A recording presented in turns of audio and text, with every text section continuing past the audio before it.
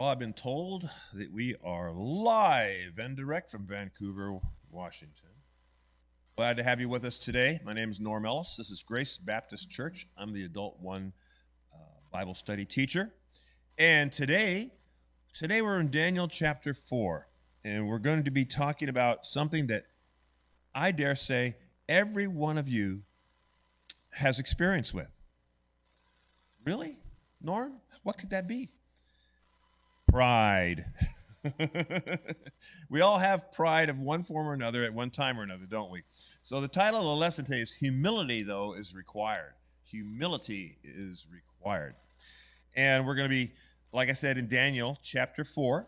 So if you have your Bible or your electronic device that has a Bible on it, hopefully, you can turn to that chapter. Also, if you're following along in our lesson book, we are in session number 10, and page 91 is where that starts. So the main idea today is that believers, Christians, must be careful to honor God in all things, and we'll see what the importance of that was to a man named Nebuchadnezzar. We'll relate to that in our lesson today. I think most of us will be able to see that. The lesson book begins when it talks about pride, which is what we're going to be actually examining, is that pride is an ugly word, is what they start off with. It says, we may even characterize ourselves as self-confident to avoid thinking ourselves as being prideful. So many of us live life as though we were the ones in control of what happens. Don't you think that sometimes? Yeah, you've heard, well, you control your own destiny. Have you heard that before? Yeah. And we think that. Eventually, something will happen in life that causes us to wonder, who is really in charge? Are we really in charge or not? It is those moments that we discover who God is and what our role in his creation, if we look. So that is a characteristic, human characteristic, being in control. Who here does not like to be in control? Really? I think you're lying back there. Everyone likes to be in control of one aspect or another of their life. To be not in control would be, I don't know, maybe you're an amoeba floating around, not in control. Most people like to feel that they're going to be in control of something in their life. You know, they don't like that feeling, right? And that's understandable. It's a human characteristic. It's not a bad thing. It's how we survive. And so we're going to look at a little bit about that aspect of it. And to start us off, a little intro to create interest here. So I want you to be putting your thinking hats on here. Animal groups. Animal groups are sometimes named because of a virtue or a vice that's associated with animals. What are some names of groups of animals that you know of? Go ahead, just throw it out there. A murder of crows. That's one of my most favorite ones. I don't know why. A gaggle of geese. That's one too. Yeah. What else? Anything else come to mind? Oh, a pride of lions. And of course, you're stealing my thunder for today. You know that, don't you? Yes, a pride of lions. Some other ones, grasshoppers. Did you know they're known as a cloud or a swarm? Cows, of course, are what? A herd, right? Zebras. This is an interesting one. Do you know what zebras are? Now, the guy from Kenya might know this one.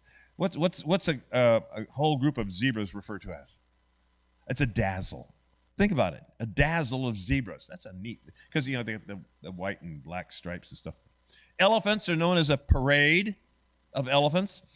Goats are known as a tribe.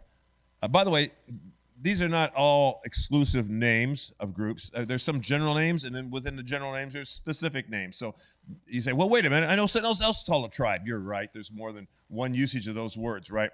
One of the ones I really like is porcupines. If you have a group of porcupines, you know what you have? You have a prickle. You have a prickle of porcupines. Think about that. That makes sense, right? Bees, it's a swarm.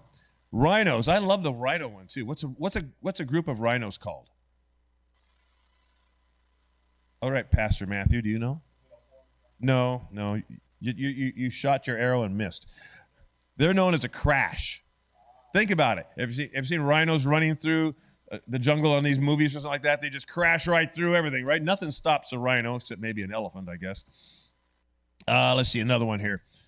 I got a little crazy on this. My wife said, don't go too much into this stuff. You'll waste too much time. And she's right, of course, but I can't help myself.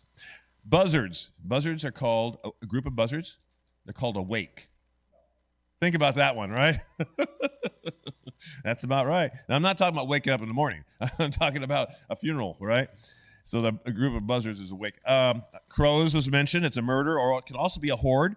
Birds are a flock. That's a general type of thing for them. Fish are known as a school. Gorillas. What are gorillas known as? A band of gorillas. That's interesting. One that's really quite appropriate also is otters. You know what a group of otters is called? It's a romp. A romp of otters. Because you ever see these pictures? They're so happy they're running around. They're romping around like kids would. Yeah. Anyway, last one is kind of a scary one. What's a group of sharks called? Well, okay, it could be a school, I know. But another name for a group of sharks, it's a shiver. Is that appropriate or what? Yeah, it's appropriate, especially if you're a diver having to dive around them, right? But somebody mentioned lions. And we're going to have a slide up here. Maybe. We're going to have a slide here momentarily.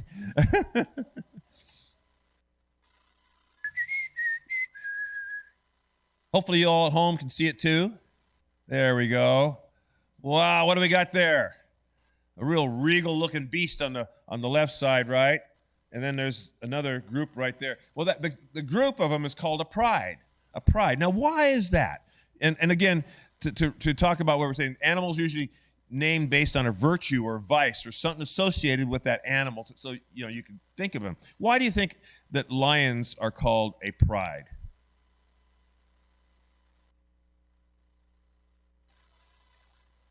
King of the jungle. That's a good one. Because they're known as the king of the jungle, right? Anybody seen a Lion King before? Yeah. Well, they're traditionally seen as being proud, regal, elevated.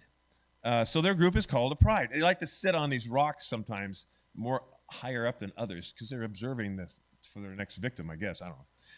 But they are kind of looked upon that way. The symbol for the Davidic line is the lion, right? The lion of David or Jesse or something like that, I think, if I remember right. So there's a lot of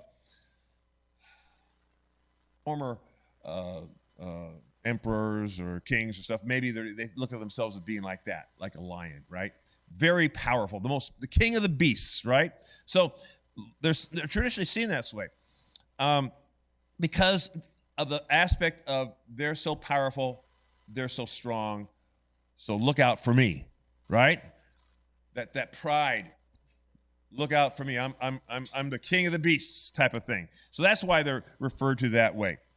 So a question here, how would our group be viewed by others if we called ourselves a pride? Sort of a rhetorical question. If we called ourselves a pride. So, transitioning to what we're going to be talking about today. We're going to talk about King Nebuchadnezzar and in his country of Babylon, and the fact that Israel has been exiled there, right?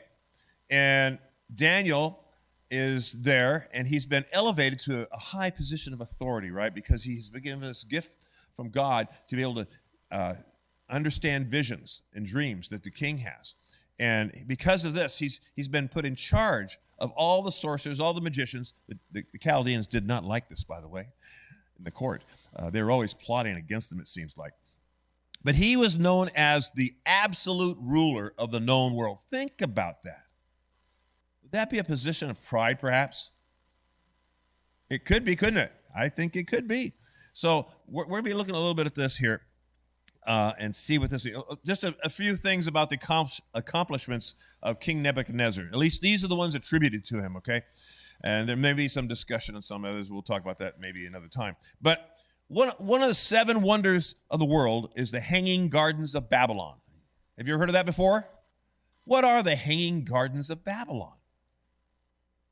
Well, they theorize, they think that it was this big hill, and maybe it was enhanced.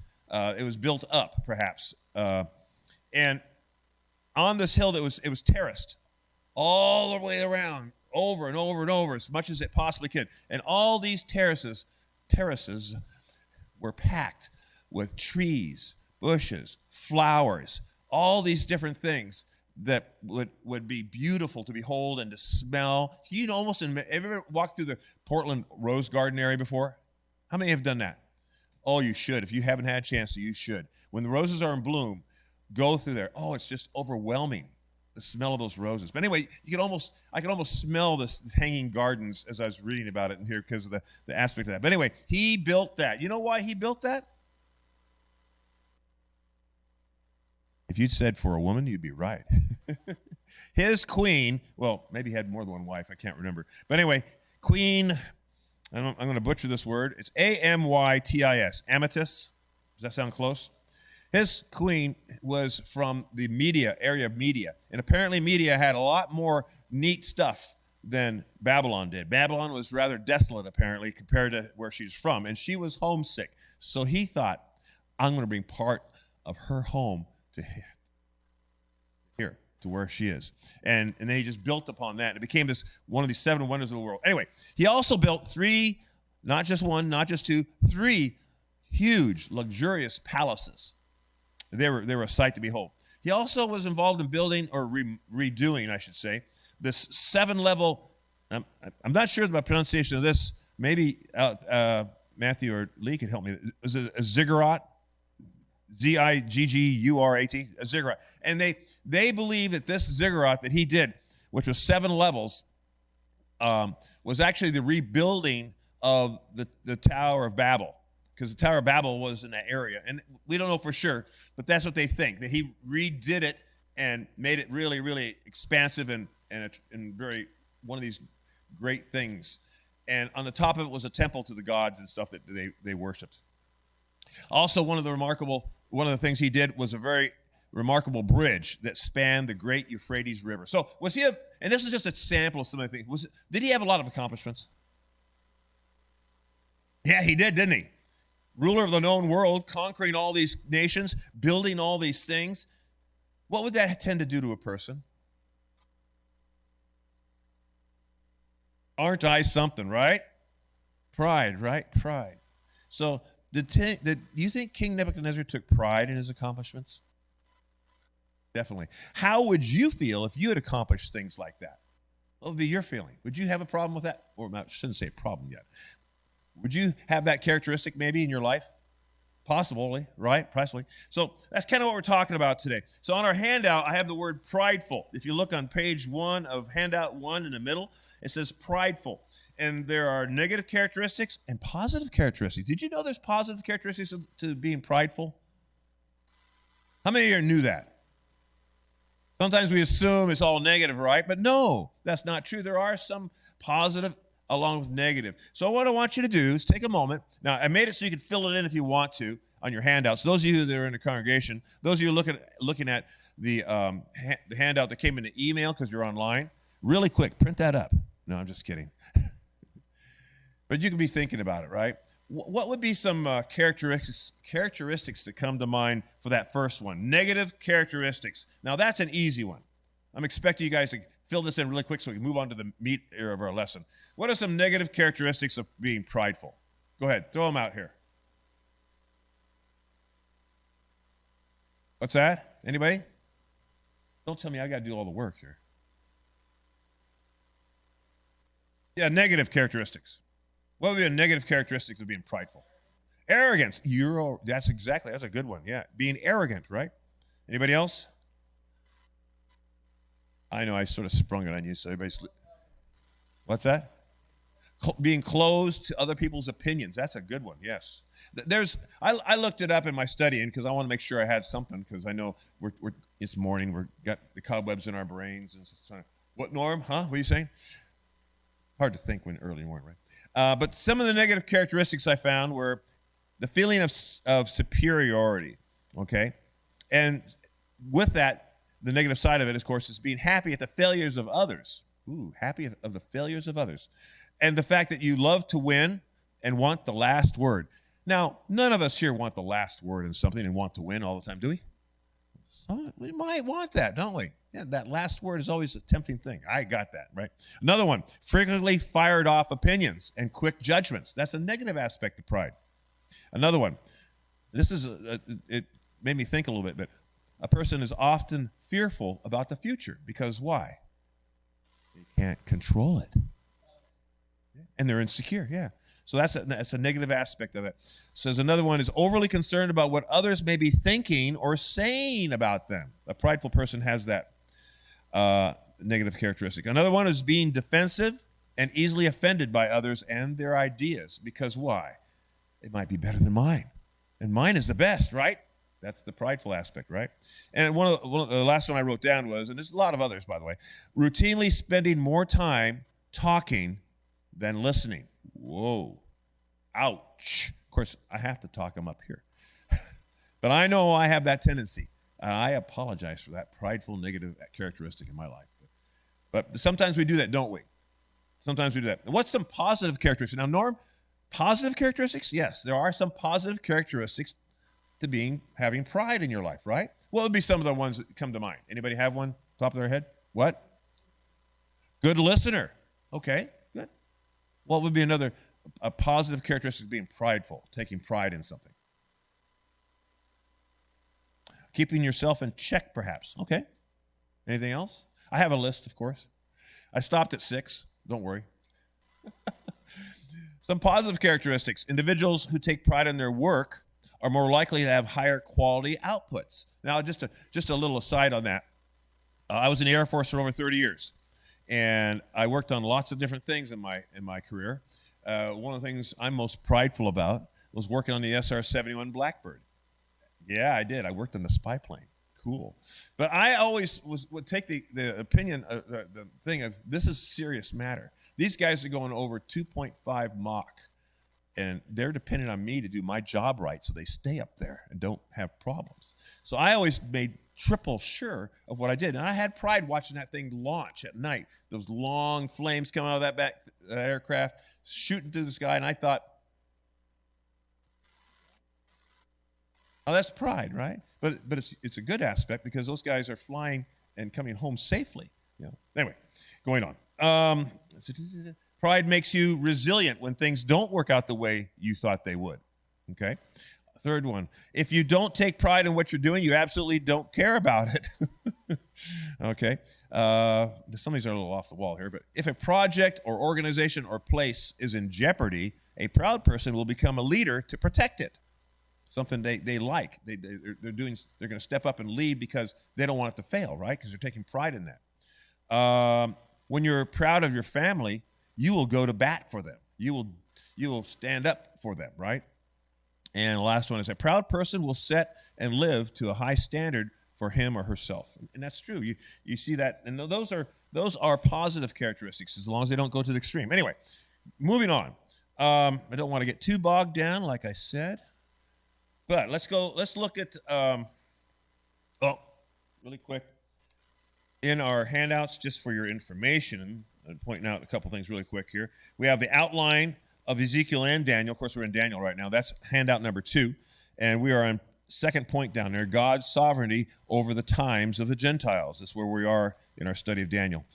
And the next one is some information for you about King Nebuchadnezzar. Now, King Nebuchadnezzar was also known as King Nebuchadnezzar II. There was a first one. We don't hear much about him. But King Nebuchadnezzar II, he was quite the person. We've talked about already some of his accomplishments, right? He reigned for how long, do you think? How long do you think King Nebuchadnezzar reigned for? Just throw a number out there. What? 40. You're really close. 43 years. Is that a long time for a king to reign? Yes, it is. Usually other people rise up and get rid of him, right? 43 years. Well, that's part of that, yes. Because he was restored, so they look at it as part of the whole sequence. They think we're talking about that today. You kind of see on my thunder too. But during this time frame where we're talking about today, when he wasn't sitting on the throne, let's say, they theorized that one of his sons probably did as a placekeeper for him. Okay. Anyway, but it says in this outline here that he was marked by military victories. We talked about that. Elaborate building projects. He had roads paved with bricks. You thought the Romans did that. Nebuchadnezzar did that. Think about that. fortified walls. He dug canals that could be flooded to protect the city from attack. This ziggurat I mentioned that he had rebuilt and redone, they theorized that the size of it was such that there was about 15 million bricks involved, and they were each stamped. Interesting. That's quite an accomplishment. So was he an interesting fella? He was. He had all kinds of things going on for him, didn't he? So he had a lot to be proud about. So today we're going to look at Nebuchadnezzar's dream and how Daniel, Belshazzar, also known as that, eventually came to be one who interpreted it for the king. Now, when we talk about the visions of Daniel's and the excitement things of Daniel, what do we think about? Some of the things. How about them standing up to the king's appointed person to eat the right foods that they thought they should eat? That was a good one, right? What else? The lion's den. Yes. What else? His 3 friends in the fiery furnace, right? And maybe also that giant statue that the king had a dream about, right? So, but we don't usually think about this one per se, because this is the symbol that marks this dream is a big tree. What? He had a vision about a big tree? Yeah, it's one of the overlooked ones a little bit, but it's probably, I would say, probably one of the most interesting ones that Daniel was involved in. So we're going to look at this here, and to start us off, I'm going to go ahead and read the verses before it. Actually, I could go back to I'm not going to go back that far. They do a lot of repetition in these verses. I apologize for that, but I'm going to read 20 through 27 because I think that's part of the coming up one, isn't it? I don't want to steal somebody's thunder.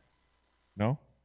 All right. Anyway, so he saw a dream, and he was troubled by this dream. It was a dream that scared him. Okay, and so he told Dan. He didn't tell Daniel. I think Daniel told him in this case what the dream was about and his interpretation of it. Right.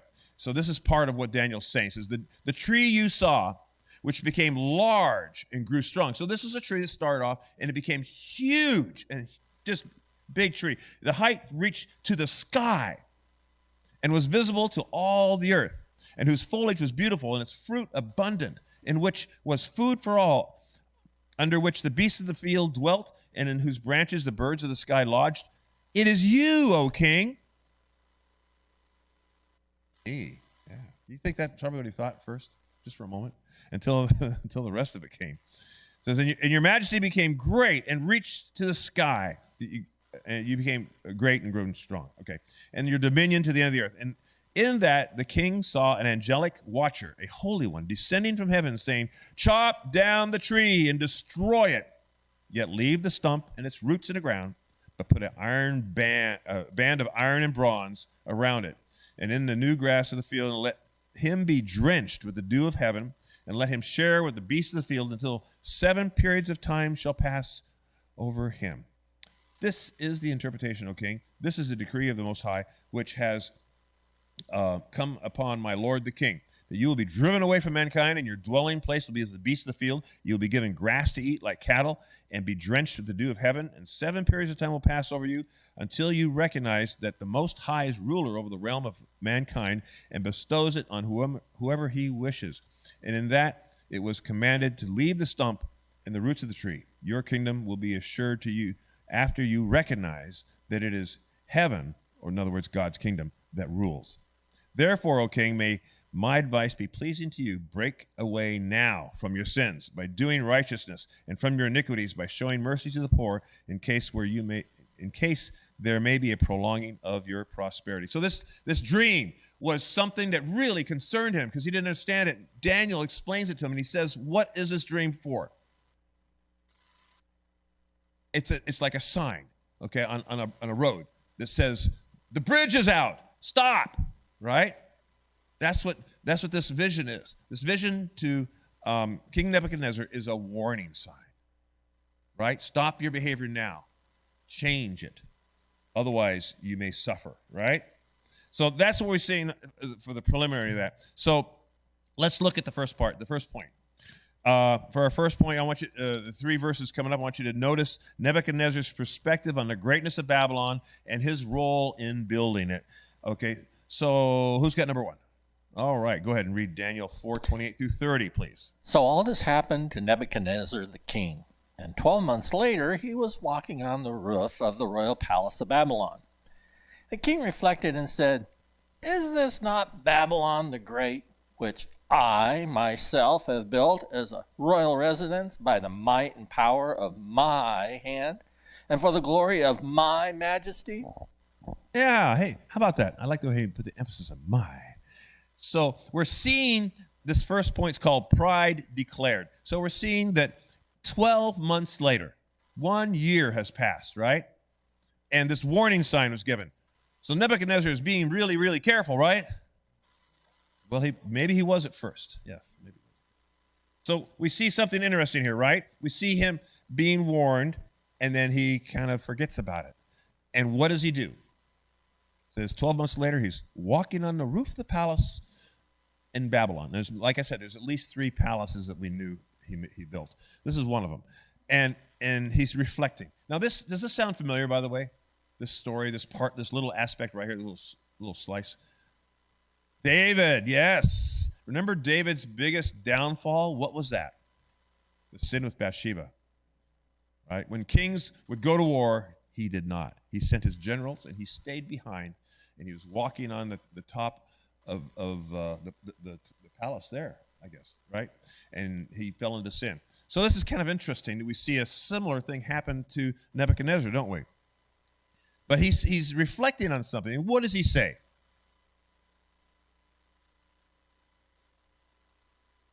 Yeah, golly. I look around from this tall palace. I see the ziggurat over there. That's really cool. Hanging Babylons for my wife that I built. Mighty Euphrates River, I tamed it. I put a bridge over it now. Look at these great roads all around, all these other projects, right? So he's taking what? Pride. He says, aren't I great? Right? He doesn't say, isn't God great? He says, I'm great, right? He's reflecting on what he did. And he's talking about his what? Power. And more importantly, what else is he saying? Last 4 words. About the glory of my majesty. So what is King Nebuchadnezzar stepping into? What shoes is he stepping into here? What's that? God's shoes. Exactly right. He's stepping. Move aside, God. There's a new guy in town. Oh, I'm the majesty here. I am the glory here, right? So that's what he's doing. He said, do you think God's going to let this go? No, not after he warned him, because he knew he was going to do this, of course, because God is sovereign, right? So this dream was ignored at this point, and now he's proclaiming this about it. Let's look at another verse here. Who's got number 2 for me? Jeremiah 9. Jeremiah 9:23 to 24. Yes. Thus says the Lord, let not a wise man boast of his wisdom, and let not the mighty man boast of his might. Let not a rich man boast of his riches, but let him who boast of this, that he understands and knows me, that I am the Lord who exercises loving kindness, justice, and righteousness on earth, for I delight in these things, declares the Lord. Exactly right. So Jeremiah is giving us some really good information here, right?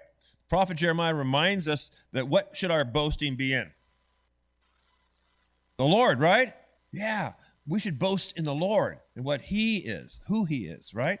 Not in ourselves, and especially in the negative ways that we are referring to here, by the way. And that's what exact opposite that we see King Nebuchadnezzar doing. So, question they ask, how can a person avoid the trappings of his or her own success? How can we avoid falling into that kind of a trap? Is there any ideas you guys have? Well, how about following Jeremiah's advice? When we feel ourselves doing that, give instead glory to God, right? Now, it's a hard thing to do. We're human, right? What's our human characteristic? Self. That's the driving thing on all humans is self. self-preservation, self-advancement. Most people are concerned about that because without that, we would have problems in our lives, right? So, but self, when it takes over, becomes very prideful. And that's what we have to watch out for. And that's what Jeremiah is warning us, is it is not us that did it, and it is God that did it. And over and over and over, this is a lesson that we have to learn. There is another verse that I was just now thought of.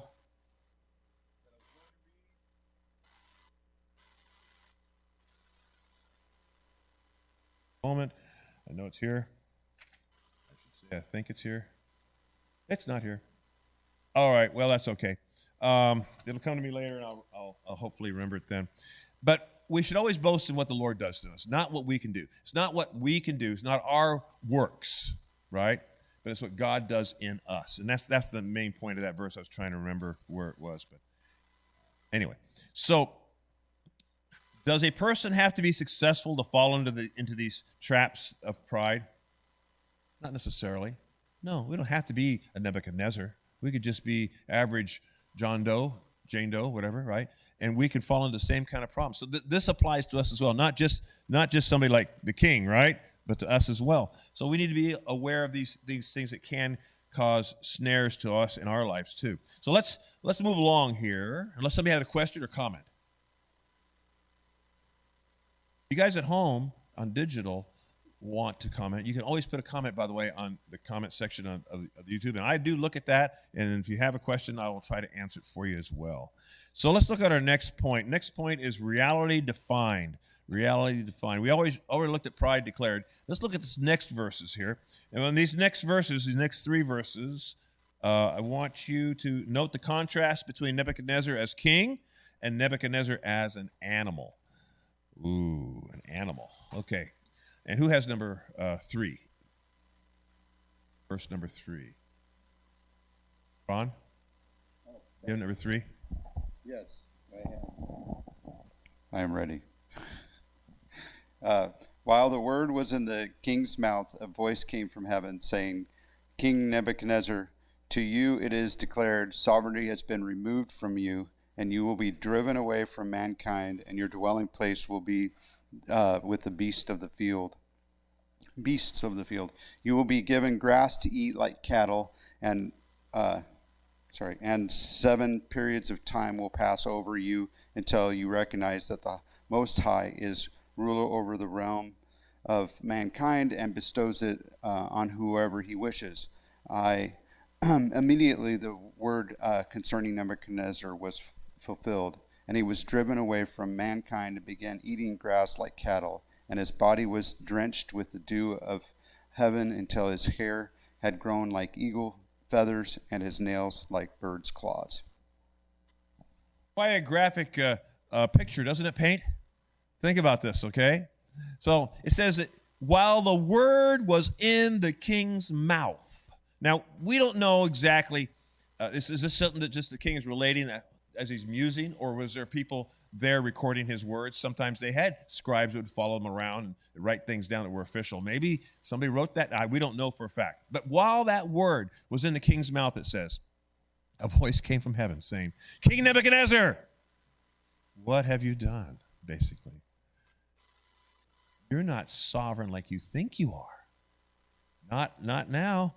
It's been taken from you. You think about that. What would that cause in your life if you were that person, if you were in King Nebuchadnezzar's shoes and that suddenly happened to you?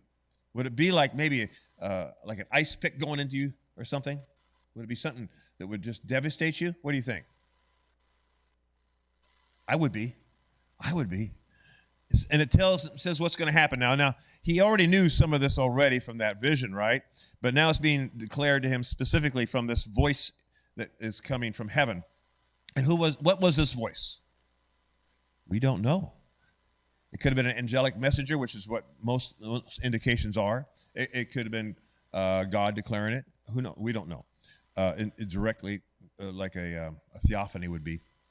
But going on, he talks about what? He's going to be driven from mankind, it says. And your dwelling place will be with the beasts of the field, and you'll be given grass to eat like cattle.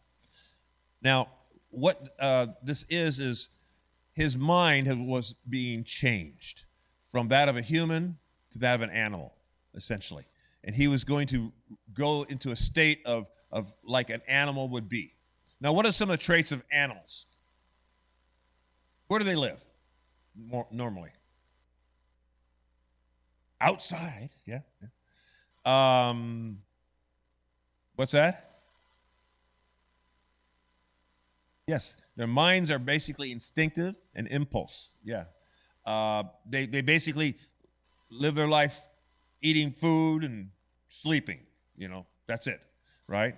And those kind of things, right? If you think of a cow, I used to work on my uncle's ranch many years ago when I was a young man, and I don't know if he said it or somebody else said it, but basically every time a cow blinks its eyes, it's a new day. Because cows just live this very ordinary, sedate life. Blink their eyes. Oh, look at the day now. So that's the life he suddenly was. He went from being the person in charge of the known world to being a cow in the field, eating grass. Now, it's interesting to say a few things here also. Have we got to that point yet? No. Further on, it talks about this. It says, immediately the word concerning Nebuchadnezzar was fulfilled. It came to pass immediately. And his mind was changed, it says. He was driven away from mankind and began eating grass like a cow. And his body was drenched with the dew of heaven until his hair was grown like eagle's feathers. And his nails became as birds' claws. This morning, I noticed there was a lot of fog. And as I walked across my yard, I suddenly realized my feet are drenched. Can you imagine if you had to live out there and you had to lay down on that stuff to sleep, and when you got up again, what would you be? Drenched with that dew, right? And that's the picture we're seeing here. It says that his hair became as eagle's feathers. Now, that's a kind of an odd thing. What does that mean, do you think? He groomed well? No. He didn't have that nice hairdo that kings have back then, whatever it was. It was a mess. It was uncut, unkempt. It probably was matted, and that's what the eagle feathers idea. It probably, if you ever, okay, there's this group. I shouldn't say this, I guess. There's this group of people that live that kind of life. I saw them in California one time, and all their hair is just matted and filthy and dirty, and I forgot the name of them now. No. Oh, well, that's okay. But they're a certain kind of, almost a cult type group. What's that? No. That's okay. Don't worry about it. It's not important to the story. But they looked like this. Their hair was that way. It was matted and dirty and had clumps and stuff like that. So that's what the picture is we're seeing here of this person, right? He looks this way. And it says his nails, not just his fingernails, his toenails as well, became as eagle's claws. Why was that? Long. They grew out, right? There's some animals that if you don't trim their hooves or things like that, that happens to them too, by the way. Too. Anyway, but in this case, he became an animal, and he looked the part. He was unrecognizable, essentially. He was no longer this person who wore regal purple robes and a nice crown and all this stuff. He was an animal now. He's changed. Now, it's interesting. There is a condition like this, and I didn't know this. If I can find it real quick. When I was doing my study here. Oh, yeah, it's called zoanthropy. Zoanthropy. Now, there's a big $10 word, as I used to say. Zoanthropy. And what is that? It's a mental disorder. They've identified this. And people consider themselves animals. So, essentially, God allowed this mental condition to come upon the great King Nebuchadnezzar II. And he became from a very powerful person to animal running through the fields. Is that a long ways down? It is. And why was it? Why did God cause that to happen? A lesson, a life lesson for him. Exactly. Oh, yes. And a lot of times they talk about the big picture here. And the big picture we're talking about this, and I just bring it up now so I don't forget later. I may run out of time. The big picture, of course, is Israel. Israel's in exile here. Do you think this is unnoticed by Israel and the nation at large?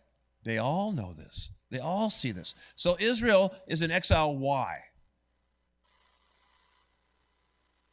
That's right. They're in exile because of their own pride in a way. They said, well, you know what? You know, the Philistines have some good gods over here too. We're going to worship them as well because we can. And we're going to ensure things, our fields are fertile and stuff. We'll sacrifice our young to the different Moloch and things like that. We'll do these different things too because, you know, we want to be covering all our bases too because we want to make sure we're good to go. And so they had to learn a lesson as well. So it's not just Nebuchadnezzar learning a lesson. The big picture is Israel had to learn a lesson, right? While they're in exile, God was still on the throne. You know, they had this feeling back then that God is in control. Certain gods are in certain areas. You know, there's Egyptian gods, they're in control of Egypt. There's the Babylonian gods, they're in control of Babylon. You know, and so they had taken for granted God, and they thought, well, God's just down there. We're over here now, so we got to follow the Babylonian gods. God's saying, no, no, no. I am sovereign everywhere. I am sovereign everywhere. So they had to learn that lesson. Now, that's the big picture. What's the big picture? We're unpeeling this onion further. Us. We're reading it now, right?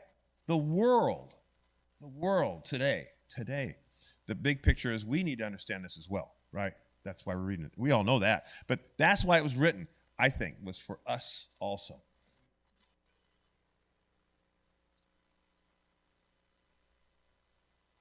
Yes.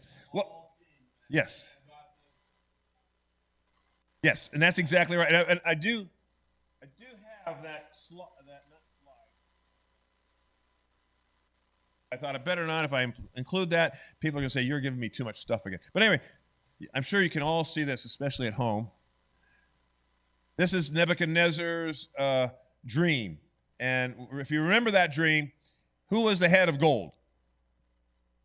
Nebuchadnezzar. What did he do afterwards? Nebuchadnezzar built a golden statue, only he made the whole thing gold, didn't he? So there's some pride involved in that as well. I digress a little bit. But anyway, going back to this where we are in this part here, because I don't want to get too bogged down, we see this as God's sentence on Nebuchadnezzar because of his pride, because of the negative aspects of his pride, right? Is this something we can suffer today? Let's connect it to us today. Can we suffer these kind of things today in our own lives as well? Sure can, can't we? Sometimes we think, well, we're the cat's meow. That's an old term. That's before me, so that is old. Basically, that we're the best and everybody else is second to us, right? And we can run into this problem where we may have to be brought down a peg or two by God in our lives, right?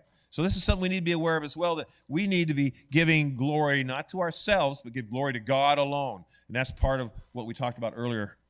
I think that verse in Jeremiah, if I remember right.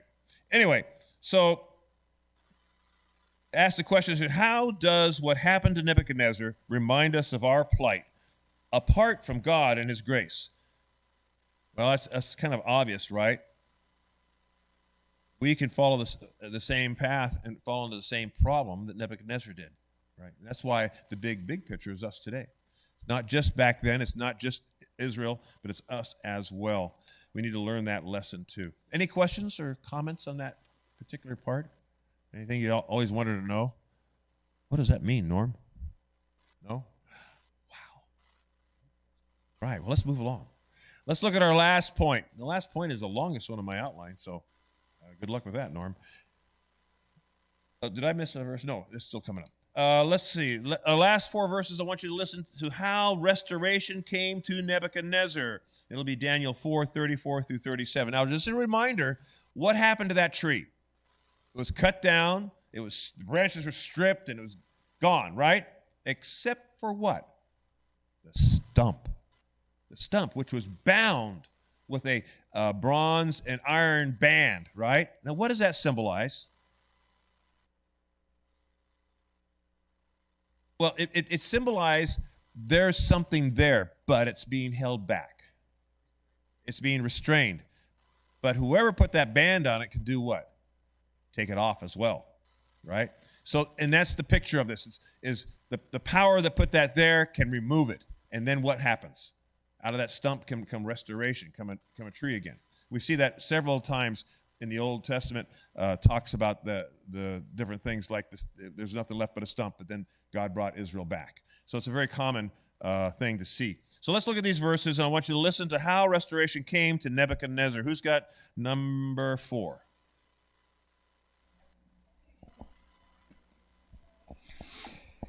At the end of that time, I, Nebuchadnezzar, raised my eyes toward heaven, and my sanity was restored. Then I praised the Most High. I honored and glorified him who lives forever. His dominion is an eternal dominion. His kingdom endures from generation to generation. All the peoples of the earth are regarded as nothing. He does as he pleases with the powers of heaven and the peoples of the earth. No one can hold back his hand or say to him, "What have you done?" At the same time that my sanity was restored, my honor and splendor were returned to me for the glory of my kingdom. My advisors and nobles sought me out, and I was restored to my throne and became even greater than before. But I, Nebuchadnezzar, praise and exalt and glorify the King of heaven, because everything he does is right, and all his ways are just. And those who walk in pride, he is able to humble. So we see that pride was declared, reality defined, and now honor is given. And we see that a change of mind and heart, if you will, has happened to Nebuchadnezzar. Now, when I read some about this, yes, his mind was changed to an animal, but he was aware of what was going on. It was like he was observing himself. So he knew he couldn't control himself. He was as an animal, but he couldn't do anything about it. Can you imagine the frustration of that? I know that there's people that have been in comas and stuff, and they're still there. They hear people. They understand what's going on. And later on, when they come out of that coma, they tell them, "Hey, I heard you guys talking about different things, and I know what you were saying. And I was screaming, but you couldn't hear me." You know, it's kind of that situation where he knew what was going on, but he had no control over it. What does that do for a prideful person? Humbles them. Yes, it does. Does it humble us when we are in that situation?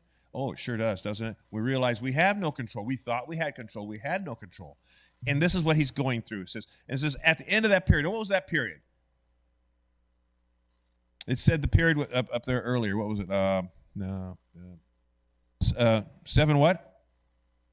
Years. Now, we assume it was years. The actual term that's translated, I think, is periods. 7 periods, that's just not jumping up at me. Oh, there it is. 7 periods of time will pass. And we don't know exactly, but most Bible people think it was probably 7 years. It could have been 7 months. It could have been something like that. We're not going to be dogmatic about it. Right, go ahead. You had a question? Or comment? Could be. Yes.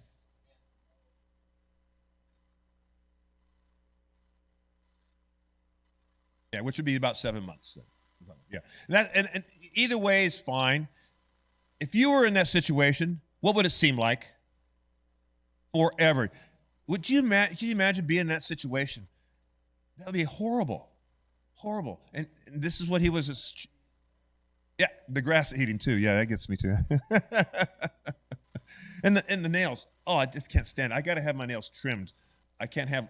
I see ladies with long nails. I was like, how can you? Anyway, going on. But at the end of that period of time, whatever it was, 6 years, 6 months, we don't know. But at that end, what did he do? What happened to him, I should say? He came to himself in a sense, right? He was what? Restored. Now, God is the God of restoration, folks. Do not ever forget that. When things seem darkest, God can restore us. We don't want to forget that. There are times in our lives that seem so desperately dark. God can restore us. This is what happened to King Nebuchadnezzar. He thought it was all gone, and he would just eventually die. But instead, he was restored, it said. He was restored. He was brought back. And what was the first thing he did when he was able to do it? He recognized who God was. He praised him. Anything else? He honored him. right, with his words, because now he could speak again, right?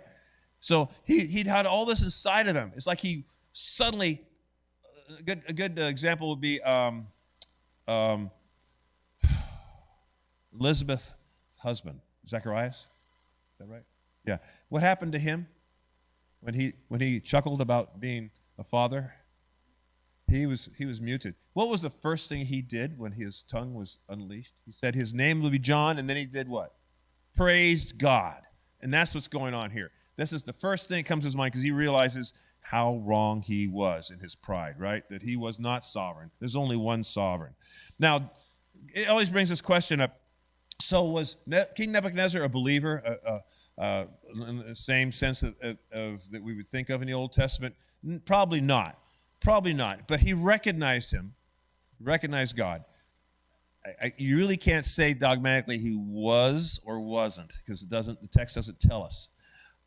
However, we see a change in his life, right, of what he was doing. He changed to do what God wanted him to do. And again, this was an example for Israel. When Israel saw the person who is the most powerful one in the world, that they have front row seats to observe, they saw what God did with him. What do you think that did to them? You think it impressed Israel? I would be impressed. You know, it's like a front row seat at a concert when you see, the Beach Boys or whatever it might be you want to go see, and you see them firsthand. Does that impress you? Sure it does. They were impressed, I'm sure. Now, did they learn their lesson too? Well, sometimes they do, sometimes they don't in those cases, right? What's that?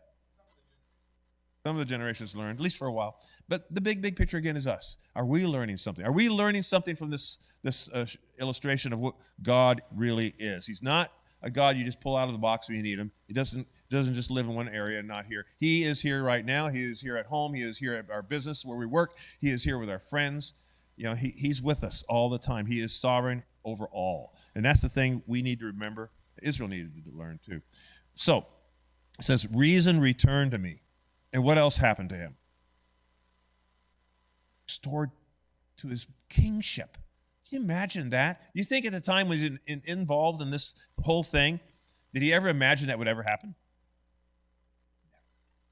What does it show us? What does God have in store for us? Better than we can imagine. And that's why we see him praising God, right?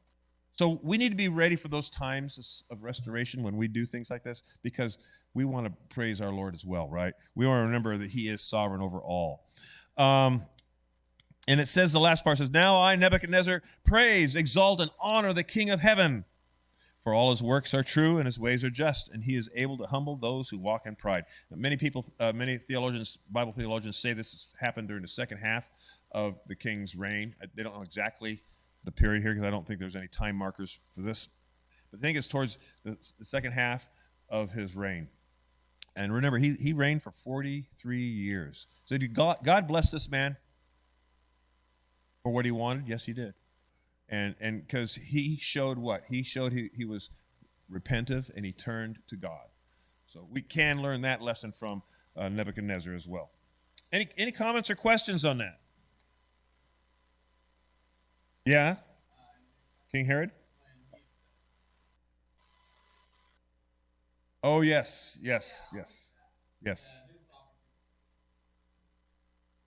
And this is not a concept that's just Old Testament.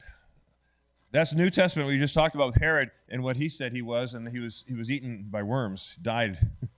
But Jesus told us a parable of the prideful Pharisee and the humble tax collector, which I'm going to relate here. Luke 18, 9 through 14. Oh, I forgot I got these other verses. I won't forget. We'll talk them in just a moment. But anyway, it says, and Jesus told this parable to some people who trusted in themselves that they were righteous, and they viewed others with contempt. Two men went up to the temple to pray, one a Pharisee and one a tax collector. The Pharisee stood and was praying to himself, God, I thank you that I am not like the other people, swindlers, unjust believers, or even this tax collector. I fast twice a week. I pay tithes of all that I get. But the tax collector, standing a little way off, was even unwilling to lift his eyes to heaven, but was beating his breast, saying, God be merciful to me, the sinner. Jesus went on to say that this man went to his house justified rather than the other. For everyone who exalts himself will be humbled, and everyone who humbles himself will be exalted. We got to remember that. That's what Jesus was all about, that kind of thing, right? And it's an important aspect to remember that as well. Anyway, so let's look real quick here as we finish this up, this last point. Daniel interpreted the king's dream, right? There are several examples of this kind of thing. And the first one is in Daniel chapter 2. Somebody's going to read that for me, I think. It's number 5. And the king Nebuchadnezzar answered Daniel and said, Surely your God is a God of gods and a Lord of kings and a revealer of mysteries, since you have been able to reveal this mystery. So that was the first one, right? The first thing he revealed to him, right? And then the second one was that was with the statue, right? Then the second one was the incident with Shadrach, Meshach, and Abednego, number 6.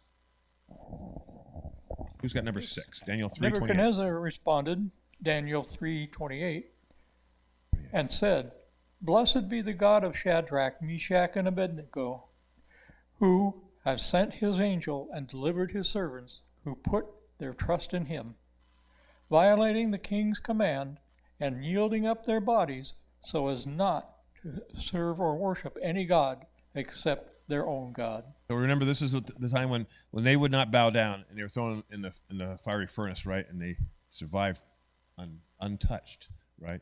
And so this was the second time. And then today we're talking about the third time.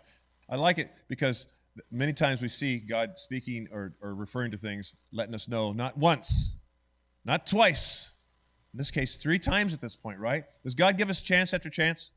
Yes, he does. Yeah, thank God God gives us chances, right? So let's wind this up because we're out of time. 3 areas that we talked about here are our 3 main points today, but the first one is that people must be aware of their potential prideful declarations. We need to be aware of that, right? Second point is God is in control of his creation, wherever that might be, right? Including the rise and fall of nations. And third, God is worthy of honor and praise. Virtually all Christians have been through life situations that have humbled us, right, at one time or another. So this is a rhetorical question, just consider, how have these experiences moved you to offer praise and honor to God? Have they? Or they've embittered you? We've got to be careful not to let that happen, right? So the challenge from today's study is to first honestly evaluate our lives for sources of pride, and secondly, to strive to live lives that reflect a God in control of his creation. Now I need to close because the other classes are coming out and I'm late.